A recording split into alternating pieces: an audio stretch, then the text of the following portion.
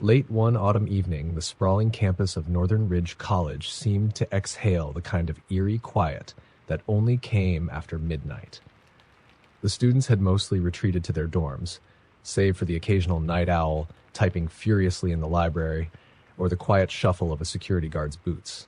The campus felt alive in a strange way, as though the ivy-covered walls held secrets too dark to be uttered aloud.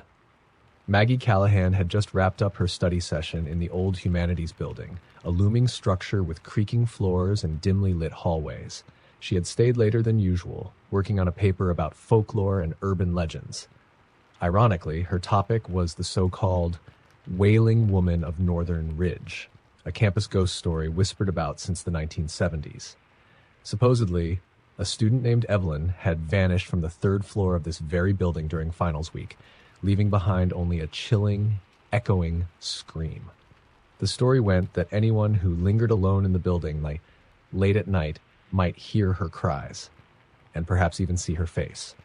Maggie didn't believe in ghosts, but the story fascinated her. She had spent hours in the archives reading old newspaper clippings and gathering every detail she could find. Most of the articles dismissed Evelyn's disappearance as a tragic runaway case, but the absence of any solid leads had turned her into a myth. Maggie relished the idea of debunking the ghost story entirely, even though the janitor had warned her earlier in the night, "Careful, Miss Callahan. This building has a way of making people uneasy after hours." As Maggie packed up her laptop and books, the silence of the building began to press against her ears. The steady hum of the fluorescent lights seemed to grow louder, punctuated by the occasional groan of the aging pipes. She shook her head, laughing at herself for feeling spooked. Slipping her bag over her shoulder, she headed toward the staircase. Her footsteps echoed in the hallway, each one bouncing back with a strange delay, as though someone were following just a few steps behind. Halfway down the stairs, she froze. There it was, the sound. A faint, high-pitched cry, like a sob carried on the wind. Maggie held her breath, straining to listen. The noise came again, louder this time. It wasn't her imagination. It sounded human, but distorted, as though it were coming from the walls themselves. She turned her head slowly toward the third-floor landing, her pulse hammering in her ears. "Hello?" she called, her voice trembling. The sound stopped abruptly. The silence that followed was suffocating. She forced a nervous laugh and muttered to herself, "Probably some old pipes." Yet her feet refused to move. Something about the sound was deeply unsettling, not just because it seemed unexplainable, but because it carried a note of raw, unfiltered despair. Against her better judgment, she climbed back up to the third floor. The corridor stretched before her, dimly illuminated by a single flickering light. Shadows seemed to pool in the corners, shifting almost imperceptibly. She walked slowly, her sneakers squeaking against the polished floor. The air felt colder here, as though the temperature had dropped several degrees. At the far end of the hallway, she noticed something strange. A single door was ajar, the archive room she had been working in earlier. She was certain she had closed it when she left. "Hello?" she called again, louder this time. No response. Her heart thudded painfully in her chest as she approached the door. Pushing it open, she peered inside. The room was empty, but the window was wide open, letting in a sharp gust of wind that rustled the papers on the desk. Maggie frowned. She knew for a fact the window had been locked. She stepped inside to close it, but as she reached for the latch, she caught a flicker of movement in the reflection of the glass. Spinning around, she saw nothing but the dark, empty room. Her breathing quickened. She grabbed her bag and turned to leave, but as she stepped into the hallway, the lights went out. Panic set in immediately. She fumbled for her phone, the bright screen casting a feeble glow. Just as she was about to turn on the flashlight, the sound returned, a guttural, wrenching cry that seemed to reverberate through the walls. This time, it was unmistakably close, almost as if it were right behind her. Maggie whipped around, her phone's light sweeping across the corridor. It landed on something that made her stomach lurch. At the far end of the hallway stood a figure, a woman, barely visible in the dim light. Her outline was gaunt and distorted, her head tilted at an unnatural angle. Maggie's hand shook so violently that her phone nearly slipped from her grasp. The figure took a step forward, and Maggie saw her face. It wasn't human. The eyes were hollow, black voids that seemed to consume the light around them. The mouth was stretched impossibly wide, as though frozen mid-scream. Maggie stumbled backward, her breath coming in short, shallow gasps. She turned and ran, blindly hurtling down the stairs, her only thought to escape. The building seemed to twist around her, the staircases spiraling longer than they should have. Doors she had passed moments before were now sealed shut. The wailing grew louder, more anguished, until it was all she could hear. Tears streamed down her face as she reached the exit and shoved against the heavy doors. They wouldn't budge. "No, no, no," she sobbed, slamming her fists against the glass. The distorted reflections stared back at her, and she realized with a sickening jolt that the figure was no longer at the end of the hallway. It was standing directly behind her. The next morning, the janitor found Maggie's belongings scattered across the third floor, but there was no sign of her. The campus was abuzz with rumors, and some claimed to have heard faint sobbing echoing through the humanities building at night. No one lingered there after dark anymore, and Maggie's name joined Evelyn's in the growing lore of Northern Ridge College. It was said that if you listened closely, you could hear two voices wailing now, their cries intertwining in a mournful duet. Story number 2. The clock in the dimly lit study lounge read 2:42 a.m., its ticking almost deafening in the silence of the old campus library. The building, known as Blackwood Hall, was as much a relic as the college itself. Its Gothic spires and stained glass windows spoke of an era when grandeur masked deeper, darker truths. Few students ventured into its shadowy confines after hours, but tonight, a group project deadline had forced Amber to ignore the uneasy feeling that crawled up her spine the moment she stepped inside. Amber was alone on the second floor, her laptop's glow casting faint light onto her stack of books and coffee cup. The sound of her typing echoed off the high ceilings, but it was accompanied by something else. A faint, rhythmic tapping. She stopped and looked around, expecting to see another night owl working nearby. The lounge was empty, the flickering fluorescence above making the shadows appear almost alive. "Probably the pipes," she muttered, trying to shake the irrational dread that had been building since she arrived. She returned to her work, but the tapping grew louder. It was irregular now, like footsteps halting and starting again. Amber's hands froze over the keyboard. It sounded as if someone or something was pacing just beyond the study lounge doors. Slowly, she stood up and peered through the small rectangular window in the door. The corridor outside was shrouded in darkness, but at the far end, she thought she saw movement. A figure, just out of focus, stepping back into the shadows. "Hello?" she called, her voice trembling. The figure didn't respond. Instead, the light at the end of the hall flickered and went out, plunging the space into deeper darkness. Amber's heart raced as she backed away from the door. She told herself it was just her imagination, maybe a janitor making their rounds, but every instinct screamed for her to leave. Before she could pack her things, the tapping started again, closer this time. It came not from the hallway, but from the study lounge itself. Amber's head snapped toward the sound, and her blood ran cold. One of the tall bookcases that lined the walls began to shake violently, as though something trapped behind it was struggling to break free. "Nope, nope, nope, nope," Amber whispered, grabbing her bag and shoving her laptop inside. She slung it over her shoulder and bolted for the door. But as she reached for the handle, the tapping stopped. The room fell silent, heavy and oppressive, like the air before a thunderstorm. "Leaving already?" a voice whispered, soft but chillingly close. Amber whipped around, but there was no one there. The voice had sounded like it came from just behind her, yet the room was empty. Her shaking hands fumbled with the door handle, but it wouldn't turn. It was as if the lock had jammed, trapping her inside. She banged on the door, screaming for help, but the sound seemed to vanish into the void.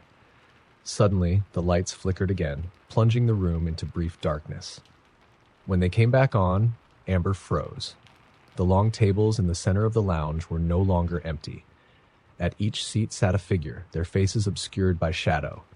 They didn't move, didn't speak, but their heads turned slowly to face her, their eyeless sockets trained on her as though they could still see. Amber backed away, her chest heaving with panic. The tapping started again, louder, echoing from every corner of the room. The figures began to rise from their chairs, their movements jerky and unnatural, like marionettes controlled by an unseen hand. One by one, they began to shuffle toward her. "No, stay back!" Amber screamed, tears streaming down her face.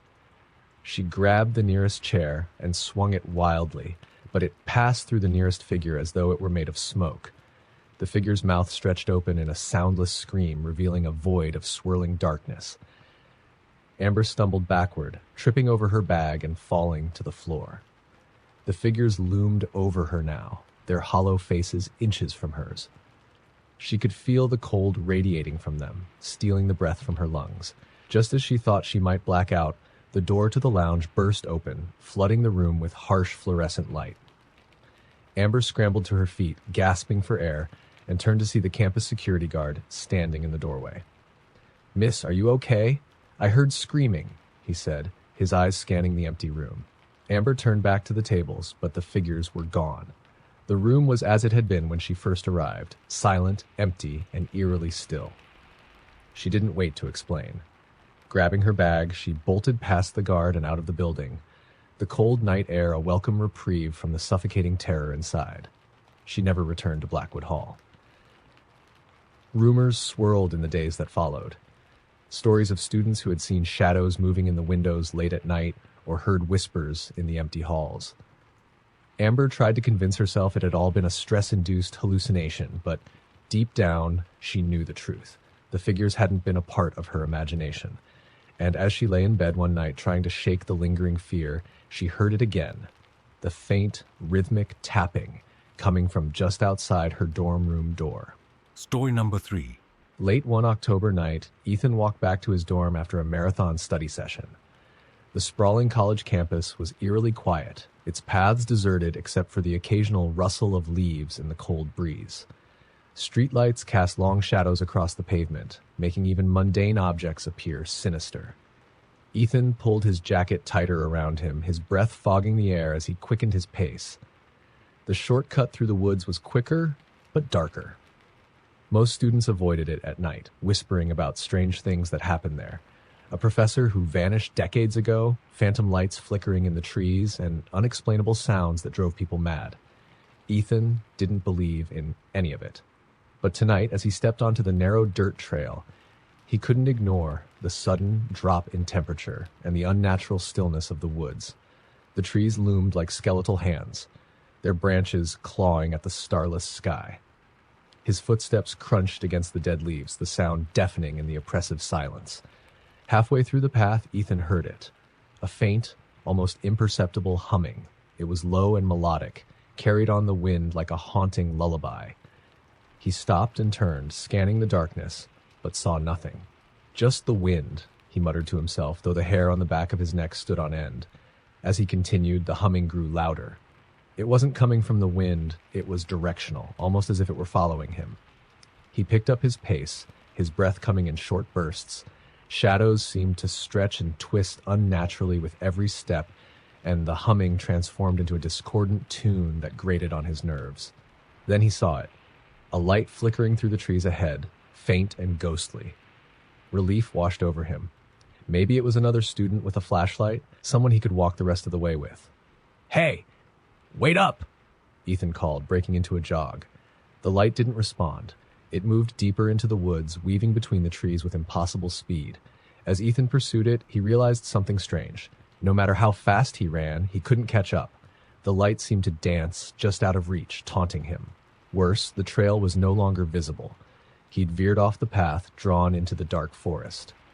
"Hello," he shouted, his voice trembling. "Who's there?" The light stopped suddenly, hovering in the air like a will-o'-the-wisp. It illuminated the clearing ahead, revealing a sight that made Ethan's stomach drop, a circle of stones, charred and blackened, encasing a mound of bones. Human bones. Ethan froze, his heart pounding so hard it felt like it would burst from his chest.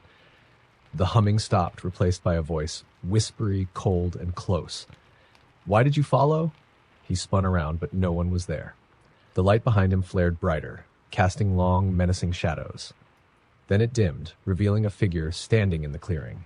It wore a tattered cloak, its face obscured by a hood. The figure raised a skeletal hand and pointed at Ethan. "You don't belong here." Panic surged through him. He turned and ran, blindly crashing through the underbrush. Branches clawed at his face and arms, but he didn't care. The voice pursued him, repeating the phrase over and over, growing louder and angrier with each iteration. "You don't belong here." He stumbled onto the main path, gasping for air, and didn't stop running until he reached the edge of campus. He burst into the safety of his dormitory, slamming the door behind him and collapsing against it. His hands trembled as he grabbed his phone to call campus security, but when he looked down, he realized something horrifying. The soles of his shoes were covered in black ash, and clutched in his fist was a small charred bone. Ethan dropped the bone and bolted to his bed, but sleep didn't come that night.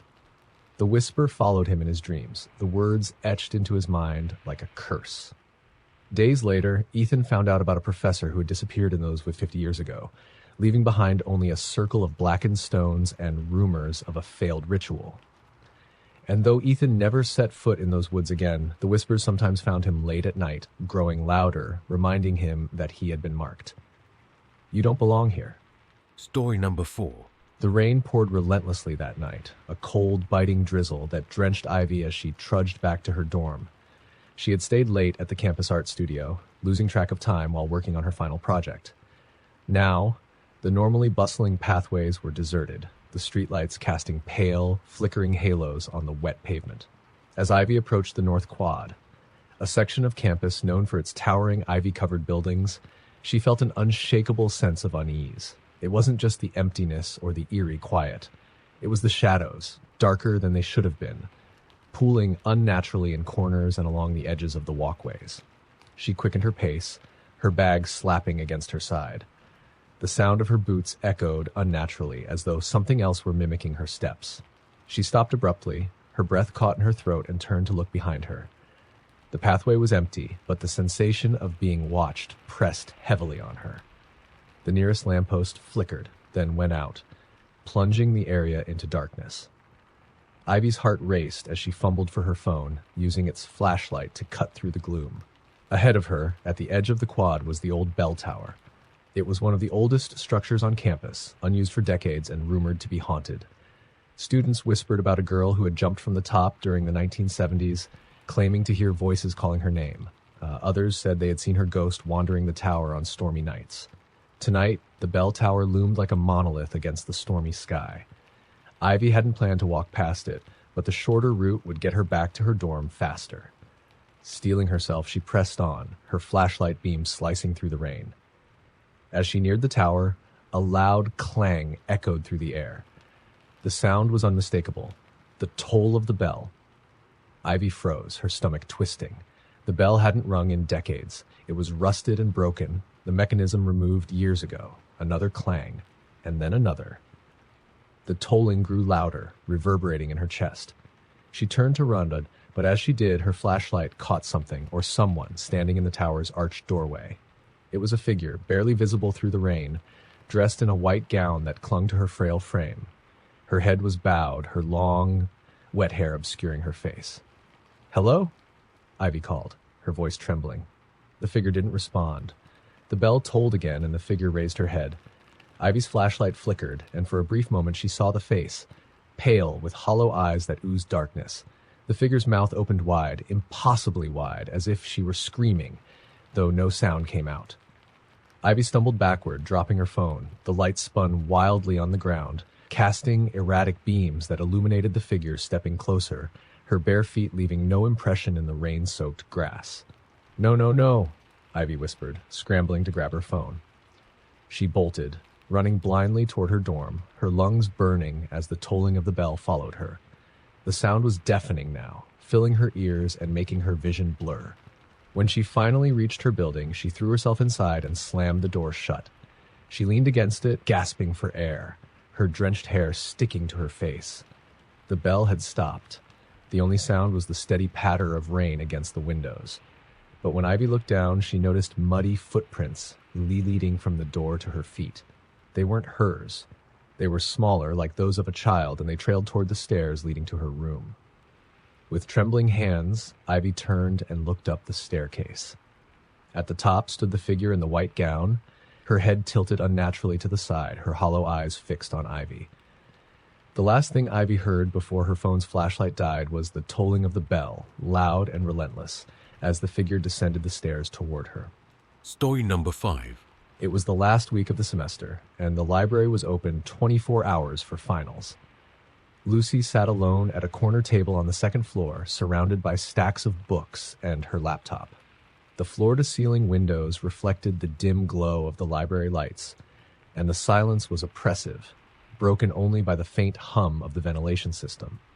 By 2 a.m., the place had emptied out, except for the occasional shuffle of footsteps from below. Lucy was deep into her notes when she noticed something odd in the reflection of the window. A figure stood several rows back, motionless among the shelves. She turned to look, but no one was there. The row of books stretched empty, the fluorescent lights humming quietly above. She shook her head and returned to her work, convincing herself it was a trick of the light or her overworked imagination. Minutes passed. Then, in the glass reflection, the figure was back, closer this time. It was indistinct, like a shadow that didn't belong to anything. Her heart pounded as she slowly turned her head, but again, nothing was there. "Get a grip," she muttered to herself, trying to focus on her notes. She glanced at her phone, 2:37 a.m. The air felt colder now, her breath almost visible in the chill. She adjusted her sweater and tried to ignore the sensation of eyes boring into her back. Then came the sound of a book falling. The crash echoed through the silent library. Lucy flinched, her chair scraping the floor as she stood. She peered down the rows of shelves, her pulse quickening. "Hello?" she called out, her voice trembling. No answer, just the oppressive silence. She debated leaving, but her project was due the next morning, and she was nowhere near done. Taking a deep breath, she sat back down and resumed typing, keeping one eye on the window reflection. Moments later, a quiet tapping sound began. It was faint at first, but it grew louder, rhythmic and deliberate. Tap, tap, tap, tap. It was coming from somewhere behind her. Lucy's hands froze over her keyboard. She turned slowly, her chair creaking, and scanned the room. The tapping stopped. Then she saw it. At the end of the nearest aisle, a figure stood, partially obscured by the bookshelves. It was tall, its limbs unnaturally long, its head tilted at an odd angle. Its face was obscured by shadows, but its presence radiated malice. Lucy's breath caught in her throat. "Who's there?" she whispered, barely audible. The figure didn't move. It just stood there, watching. Gathering her courage, Lucy grabbed her phone and turned on the flashlight, aiming it down the aisle. The beam illuminated only empty space. But when she turned back to her table, the figure was there. Standing on the other side, its face inches from hers. It had no features, only a smooth, pale surface where eyes, nose, and mouth should have been. Lucy screamed and stumbled backward, knocking over her chair. The figure didn't move, but the lights around her flickered violently. The shadows on the walls began to stretch and writhe, as if alive. She ran, her heart pounding, abandoning her belongings as she bolted down the stairs and out of the library. The cold night air hit her like a slap, but she didn't stop running until she was inside her dorm room, the door locked behind her. The next morning, when she returned to the library to retrieve her things, her table was empty. Her books, her laptop, even her jacket were gone.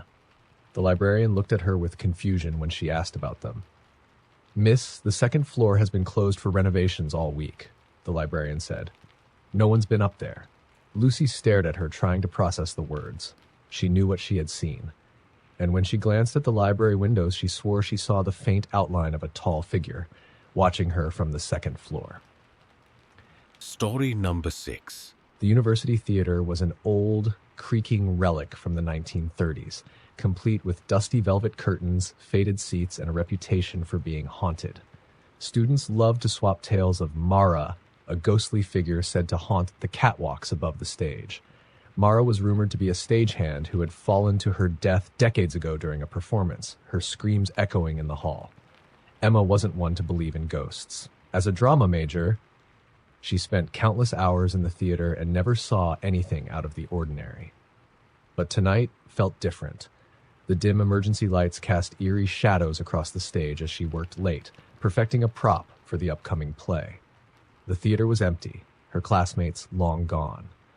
The silence was heavy, broken only by the occasional groan of the building settling. She tried to focus on her work. but the feeling of being watched prickled at the back of her neck. Emma brushed it off as exhaustion. She had spent the past week running on little sleep, juggling rehearsals and coursework. Still, she couldn't shake the sensation. She glanced up toward the catwalks. They were empty, just as they always were. Then she heard it. A faint shuffle, like footsteps on metal. Her head snapped up.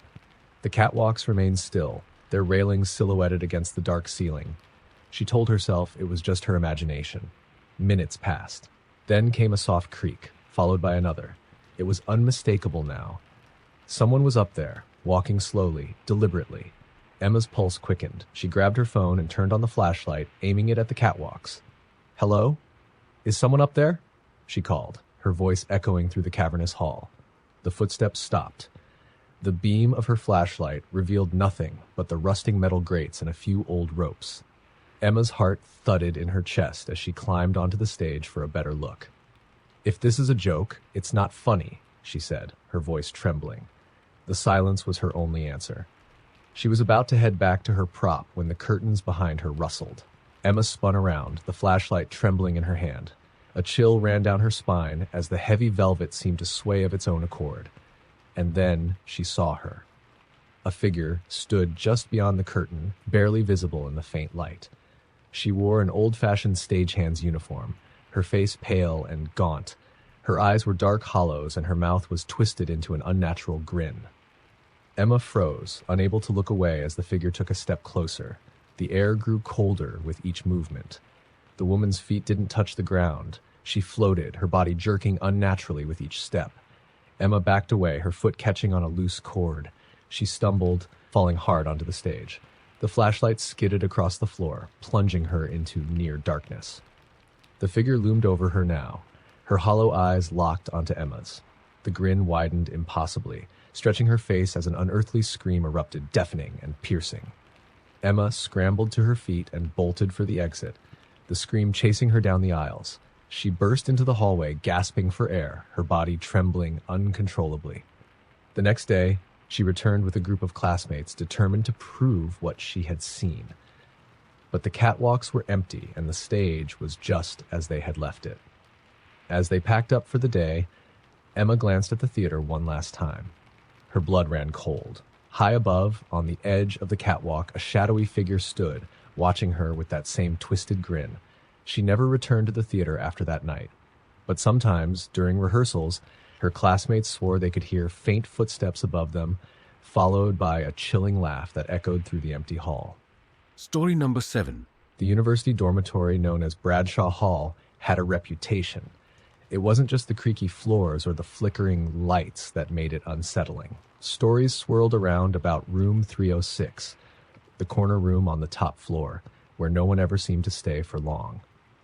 The room was always available, no matter how full the dorm got, and the university never explained why. When Hannah was assigned to 306 at the start of her sophomore year, she wasn't thrilled. Her friends joked about the room's curse, but Hannah brushed it off. Ghost stories didn't scare her. The cheap rent and single occupancy space were enough to outweigh the dorm's creepy vibe.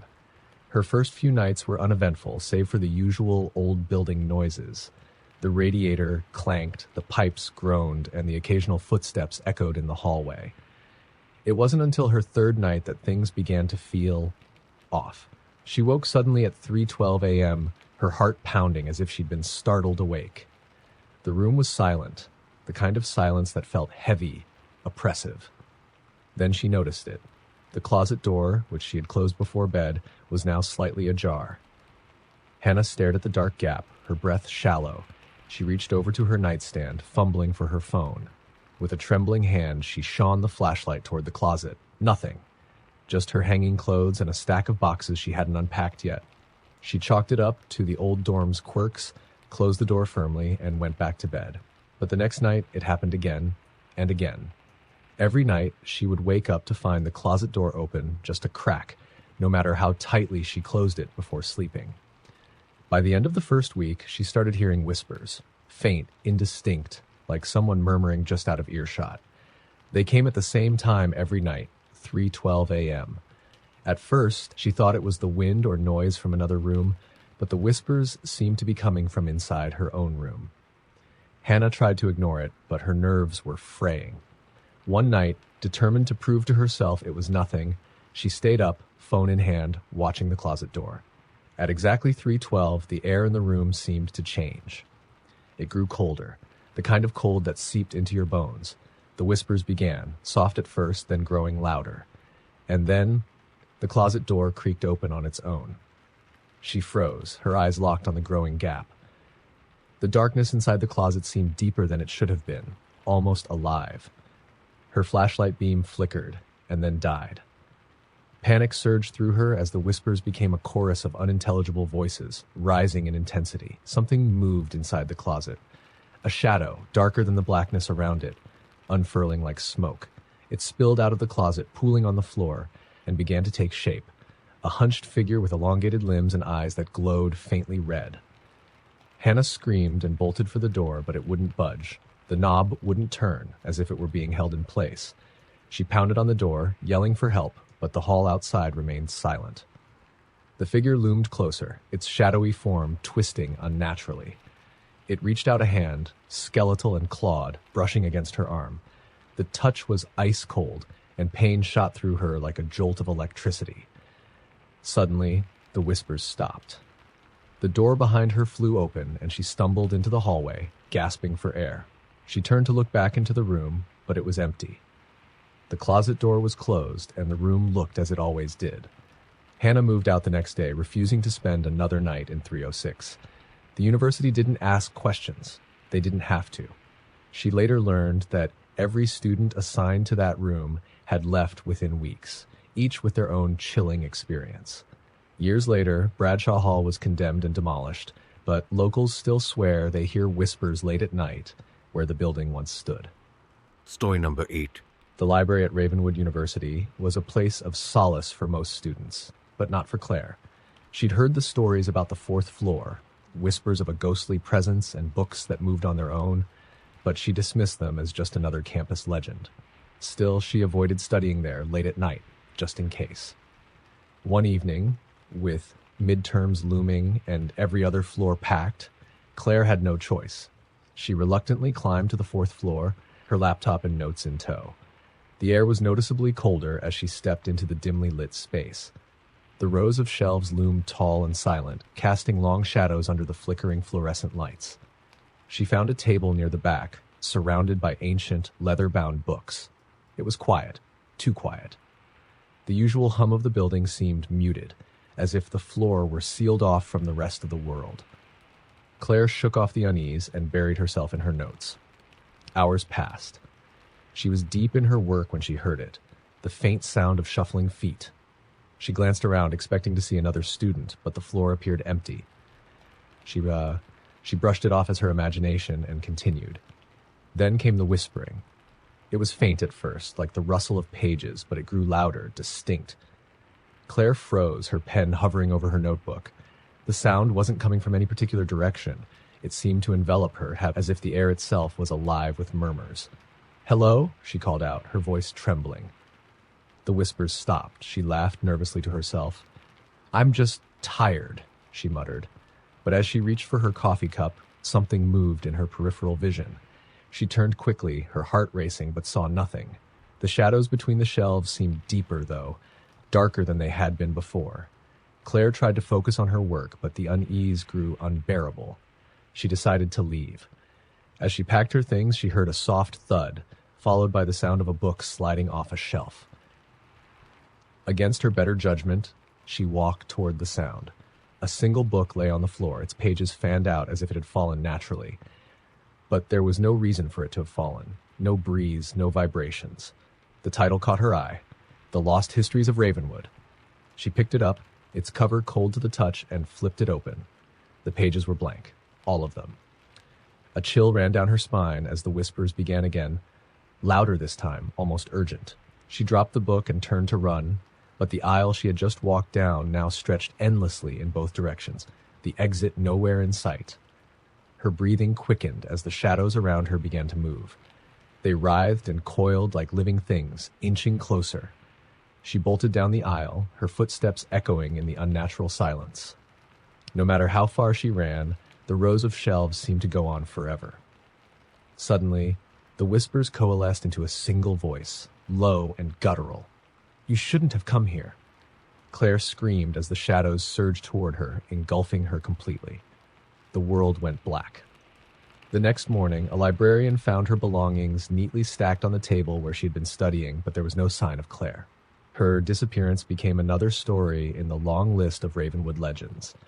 To this day, students claim to see her reflection in the library's windows late at night, her face pale and terrified, as if she's still trapped on the 4th floor, forever lost among the shadows.